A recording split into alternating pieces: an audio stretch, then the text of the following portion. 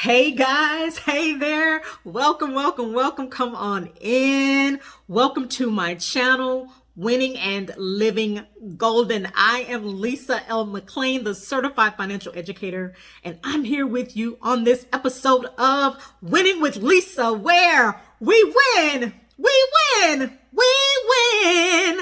And I'm so excited that you've come in to win with me today. My entrepreneurs, my small business owners, my aspiring small business owners, I got some information for you today on this Finance Topic Wednesday. Are y'all ready? Are y'all ready for this information? This is going to be some good stuff today. I always say that because I think all the stuff is good. Whenever we're, giving information and helping others and sharing knowledge and resources and information and tools with others to help equip them to win and live golden in life, I think is exciting. So I think it's good stuff. And I hope that you agree with me. So if you have not subscribed to my channel, Winning and Living Golden on YouTube, please subscribe. If you care, like and share.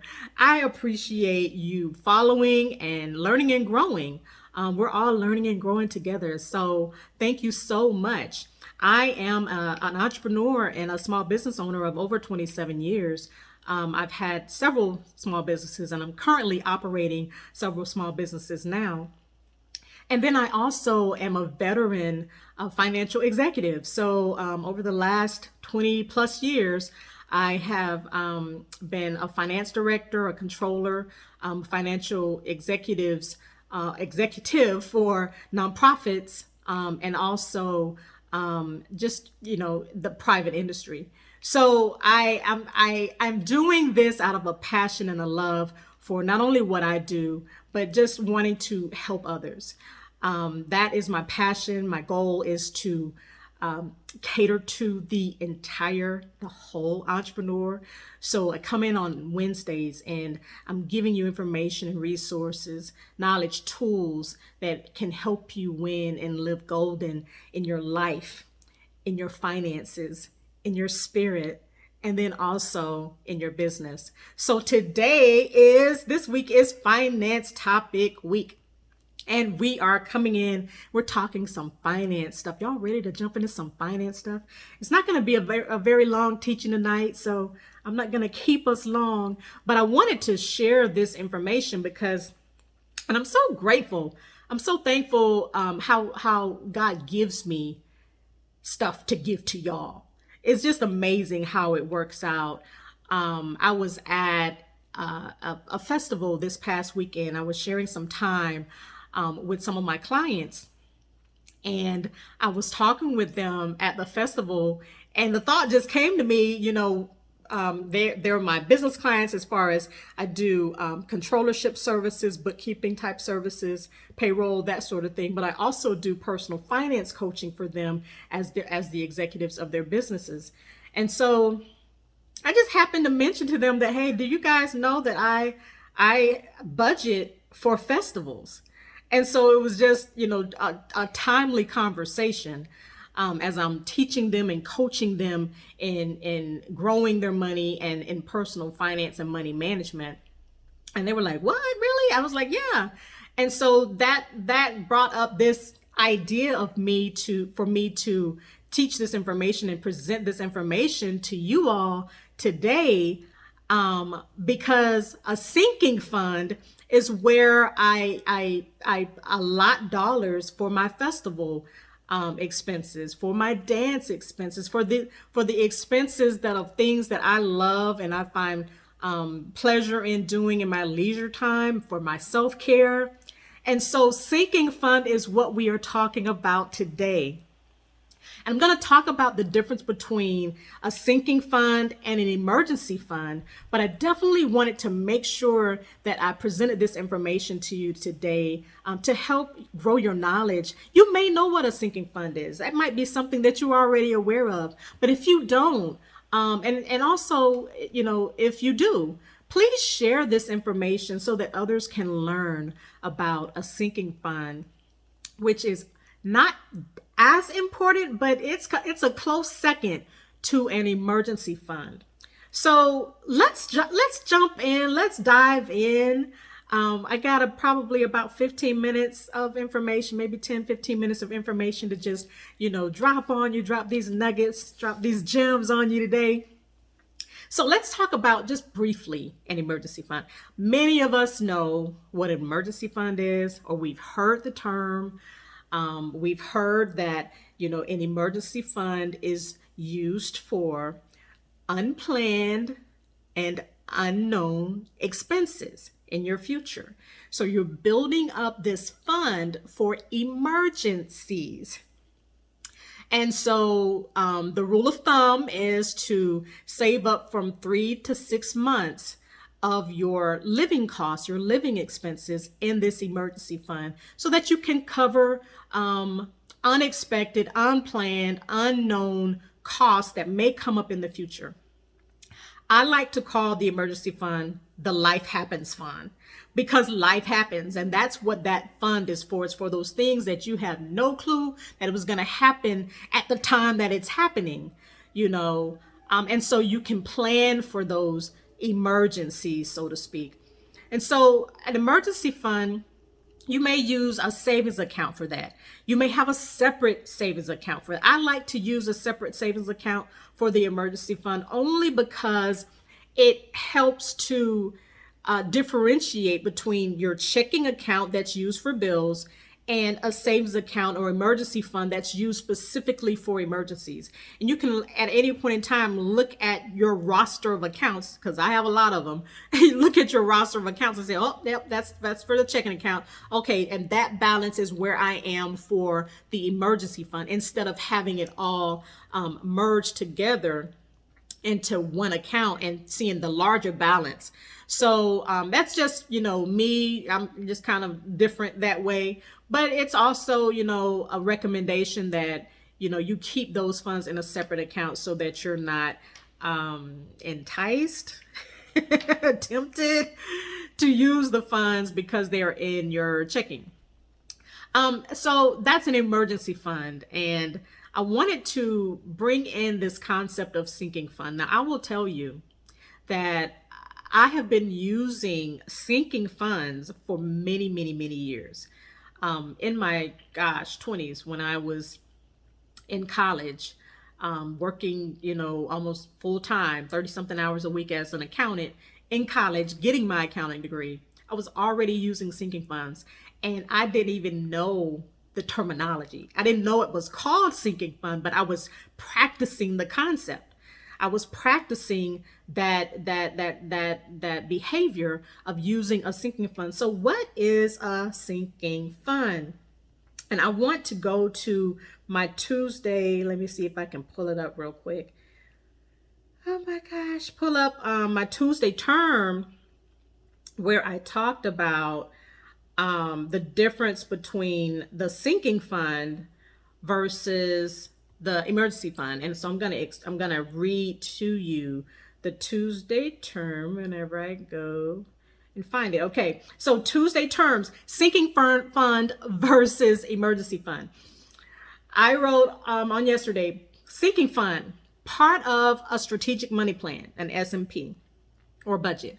A sinking fund is a category of savings or separate savings vehicle that you fund to spend guilt-free and debt-free for planned and known future costs, for events, high-ticket items, or infrequent non-monthly expenses or costs.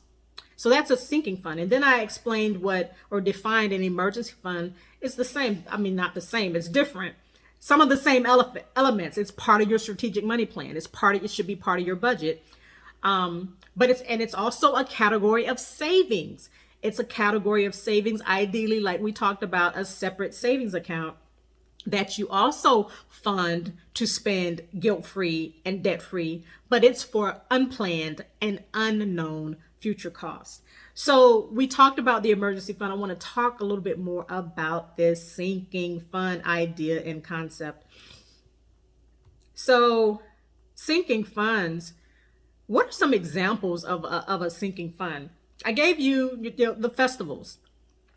I gave you, my dance classes.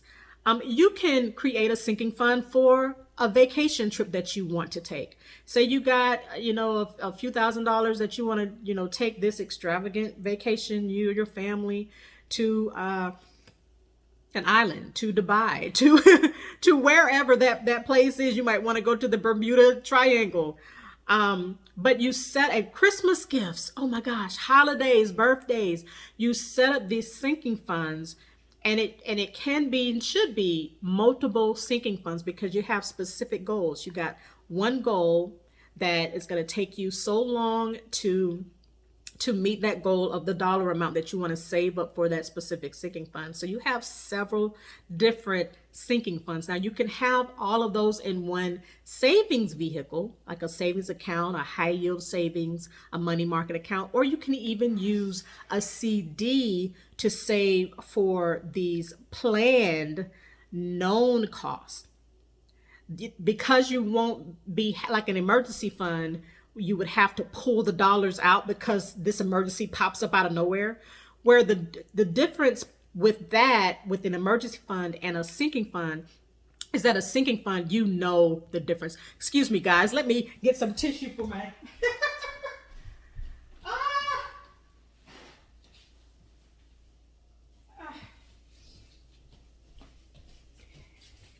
I apologize.